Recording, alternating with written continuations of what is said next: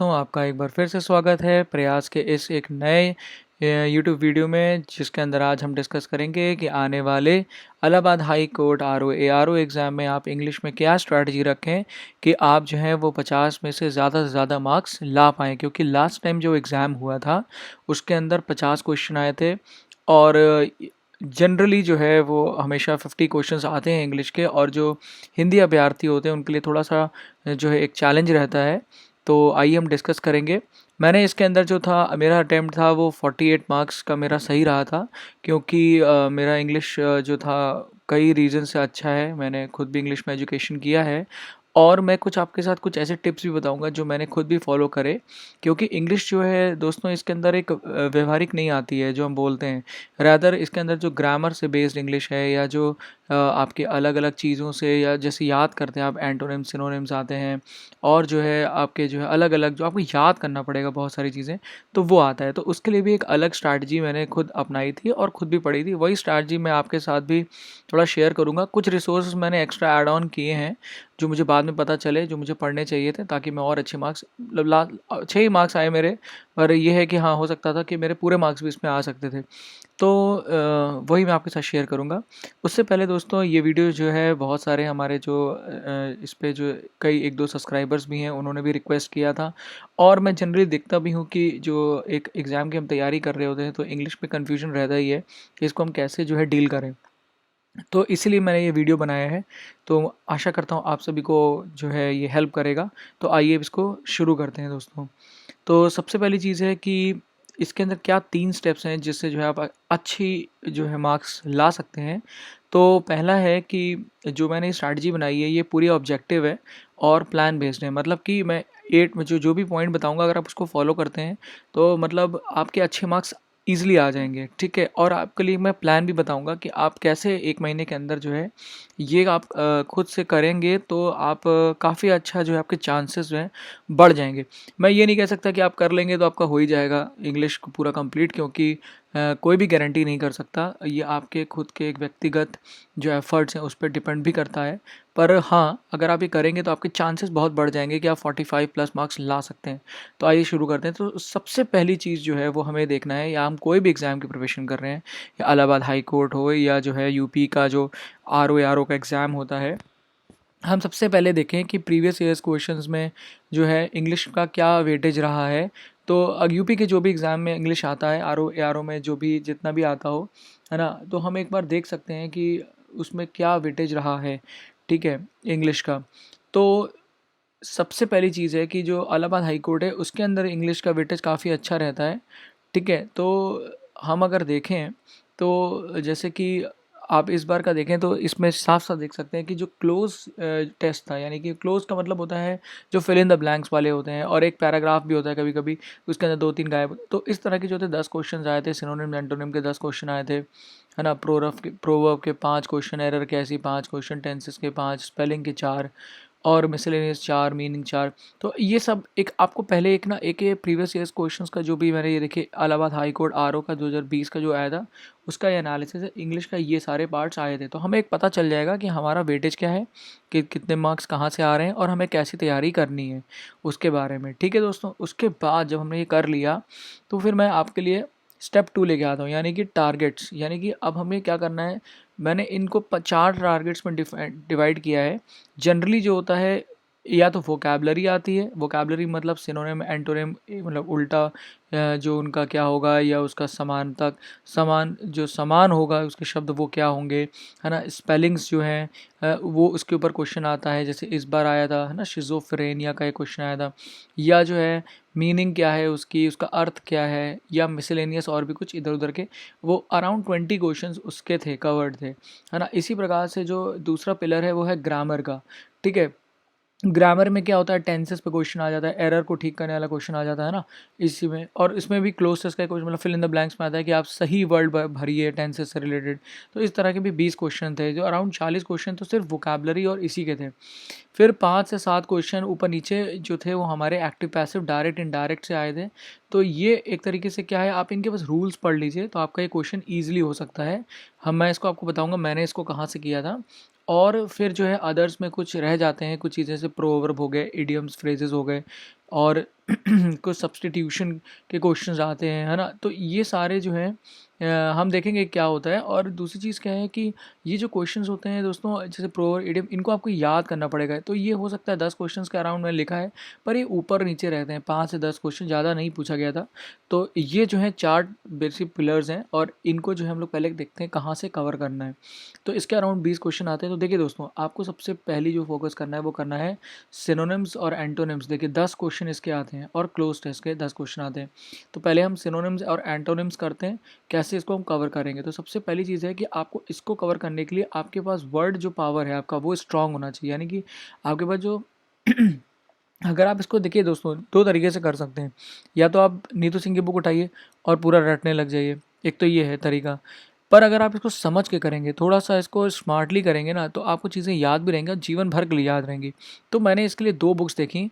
एक थी ये एस.के. डंबीवाल की एक वोकैबुलरी की बुक आती है, आप सब लोग अगर आप एग्ज़ाम दे रहे हैं काफ़ी समय से तो आपको पता होगा। और एक ये ब्रिलियंट मास्टर ऑफ वर्ड्स करके आती है क्रिस्टोफर फिनिक्स की। तो आप इन दोनों बुक्स को ही ले सकते हैं, या एक भी ले सकते हैं, और इन दोनों को कवर करने का प्रयास करिए। इनके जो वीडियो हैं दम्बीवाल जी के, इनके आपको हो सकता है वीडियो भी मिल जाए फेसबुक पे या यूट्यूब पे, इन्होंने डाल रखे हैं, या जो टीचर्स हैं उन्होंने पढ़ाया है। तो ये जो बुक है आप इसको ले सकते हैं और पढ़ भी सकते हैं। इसके अंदर बहुत अच्छा सा समझाया गया है एक एक शब्द को, कि जो है अगर किसी को जो है कोई भी वर्ड अगर याद करना है तो उसके अंदर वो पिक्चर से समझाते हैं, और फिर जो है आपको समझाए। तो उससे क्या होगा ना, आपको उसका मतलब जो अगर समझ में आ जाएगा तो आप ईजिली एलिमिनेट कर सकते हैं ऑप्शन में। तो पहली चीज़ है कि आप ना अपना एक शब्दकोश है उसे स्ट्रॉन्ग करें, तो वो इन दोनों बुक से आपका अच्छा होगा, ठीक है। तो ये बुक उन दोनों के लिए है। फिर एक नीतू सिंह की बुक आती है, इसके अंदर भी आपको एक शब्दकोश बढ़ाने की। तो पहले आप इसको कंप्लीट कर लीजिए। तो जैसे मान लीजिए 100 वर्ड्स हैं पूरे इंग्लिश में, ठीक है। तो यहाँ से आपको आराम आराम से जो है 50 से 40-50 वर्ड्स मिल जाएंगे। फिर बाकी कुछ जो भी बचे कुछ हैं वो आप कहाँ से ले सकते हैं, नीतू सिंह से ले सकते हैं।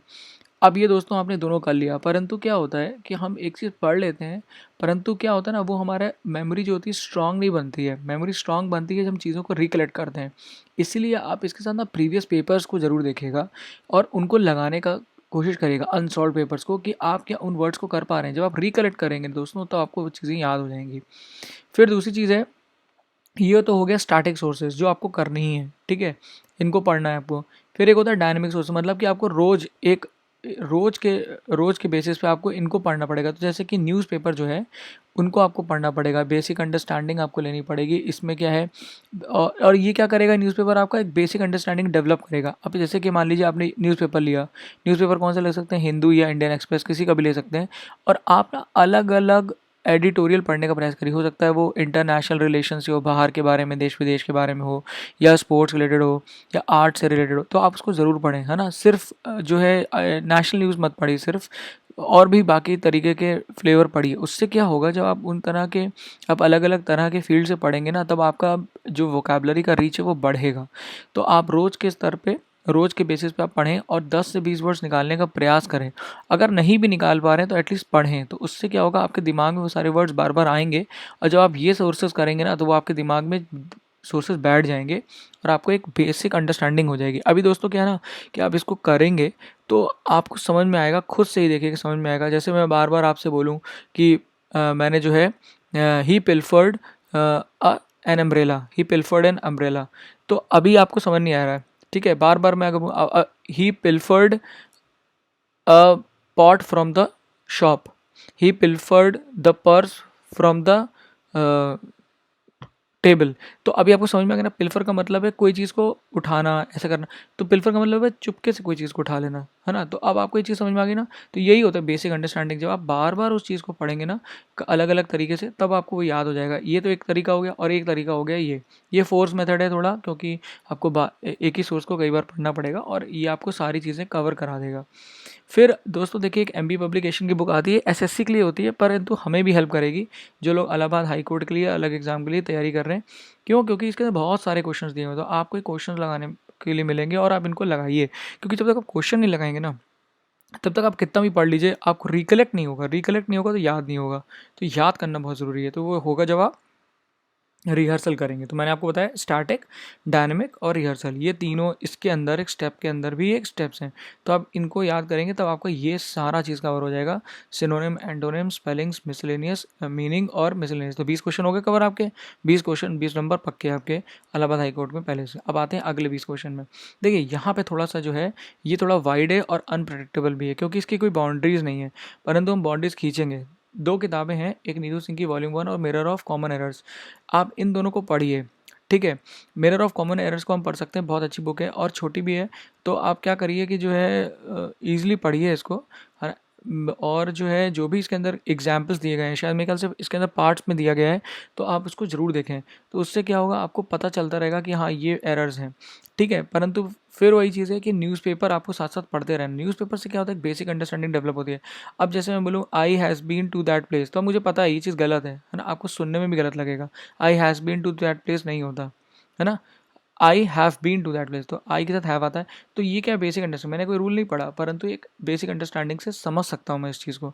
तो ये जो है, अब इसी तरीके से आपको न्यूज़पेपर पढ़ते रहना है, ठीक है ना। तो नीतू सिंह की जो वॉल्यूम 1 है, वहाँ से आपको थोड़े रूल्स देखते रहने हैं। और मिरर ऑफ कॉमन एरर्स ये बुक है, इसको आप ले सकते हैं और यहाँ से आप इसको पढ़िए, ताकि आपको पता चले कि कहाँ कहाँ एरर होती हैं, जो कि आती हैं, कॉमन एरर्स हैं, ठीक है ना। तो ये चीज़ हो गया। अभी मैं आपको सोर्स बता रहा हूँ, अभी मैं आपको बताऊँगा कैसे पढ़ना है आपको इनको, ठीक है। तो ये हो गया, यहाँ से आपके ये 20 क्वेश्चन, 15-20 क्वेश्चन कवर हो जाएंगे। उसके बाद आता है एक्टिव, पैसिव, डायरेक्ट, इनडायरेक्ट। देखिए दोस्तों, इसको आप नीतू सिंह से भी पढ़ सकते हैं, यूट्यूब से भी सर्च कर सकते हैं, बहुत अच्छे अच्छे वीडियोस बना रखे हैं लोगों ने। और जो है आपको 2-3 चीज़ें हैं, आप अगर उसको देखेंगे, रूल्स को फॉलो करेंगे, तो आप ईजिली जो है इसको कवर कर लेंगे। एक्टिव, पैसिव और डायरेक्ट, इनडायरेक्ट बहुत ईजी होता है। 1-2 रूल्स हैं और इनको आप ज़रूर करके जाइएगा, क्योंकि आपके आराम से 5 क्वेश्चन कवर हो जाएंगे इससे। 4 से 5 क्वेश्चन आते हैं और आपको ऐसा नहीं लगेगा कि अरे मैंने तो पढ़ा ही नहीं, मेरा क्वेश्चन छूट गया।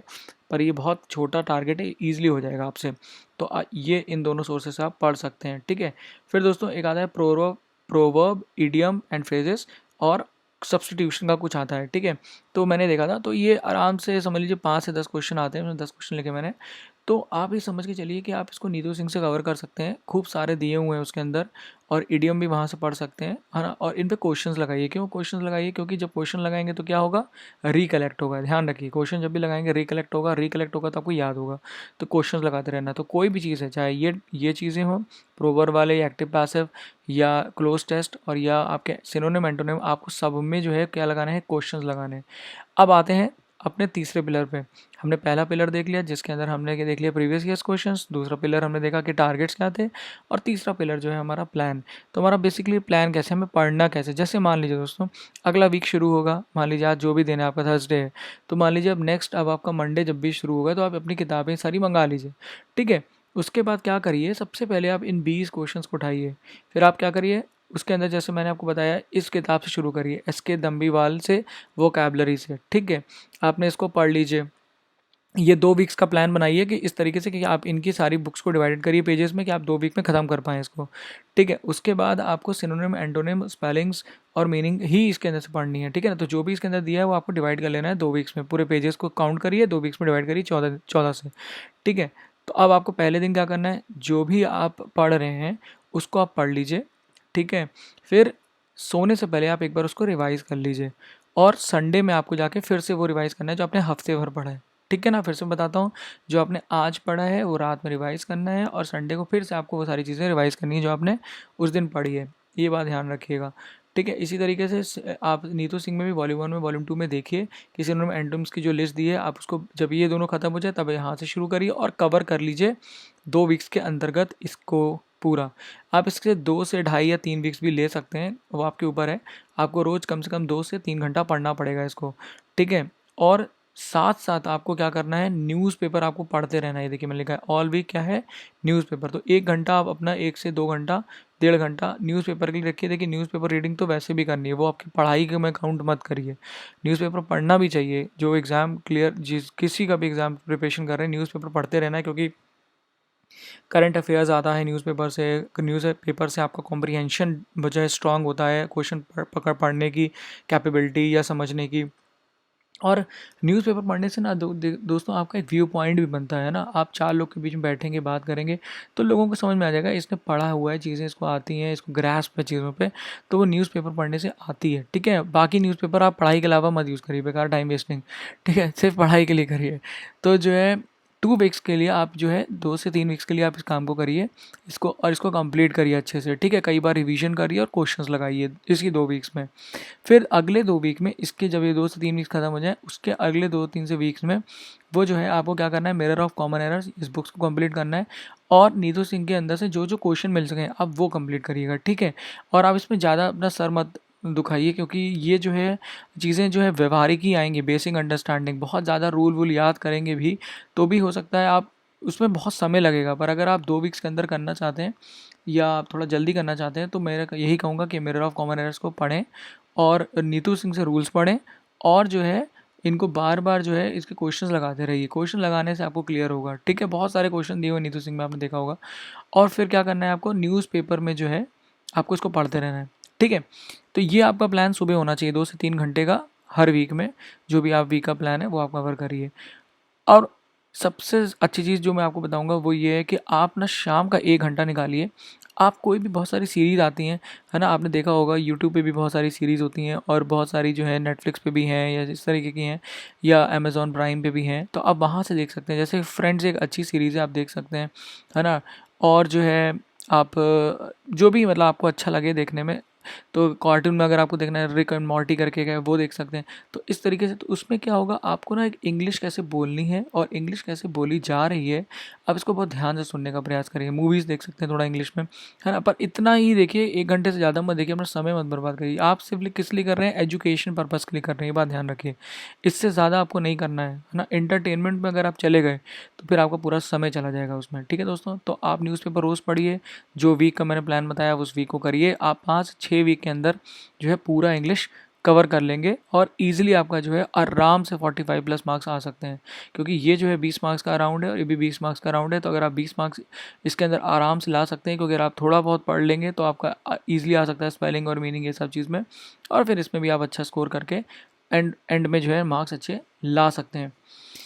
और दोस्तों एक और चीज़ जो छूट गया वो ये है कि आखिरी के जो भी टाइम आपके पास बचे उसमें आप अपना प्रोवर्ब, ईडीएम और सब्स्टिट्यूशन में जो भी फिट होता है वो सारा चीज़ें आप नीतू सिंह से पढ़ लीजिए, ठीक है दोस्तों। तो ये मैंने आपको एक प्लान भी बता दिया, कहाँ से कवर करना है ये भी बता दिया बस। और एक चीज़ आखिरी में मैं आप लोग से यही बोलूँगा कि अपने ऊपर प्लीज़ विश्वास रखिए।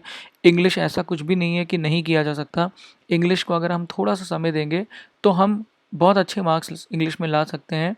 और मैंने बहुत सारे ऐसे स्टूडेंट्स भी देखे और बहुत सारे मेरे फ्रेंड्स भी हैं जिनके इंग्लिश में पहले 2 या 3 मार्क्स आते थे, है ना। बहुत कम मार्क्स आते थे, कोई भी एग्ज़ाम देते थे, एसएससी दे रहे थे जो भी, तो उनके बहुत कम मार्क्स आते थे, परंतु उन्होंने यही सारी स्ट्रैटेजीज़ लगाई। इवन मैंने भी एग्ज़ाम में यही सारे स्ट्रैटेजी लगाकर ही पढ़ा, मैं भी नीतू सिंह से ही पढ़ा और फिर मेरे भी मार्क्स हैं। तो आपको समय देना पड़ेगा, सही स्ट्रैटेजी लगानी पड़ेगी।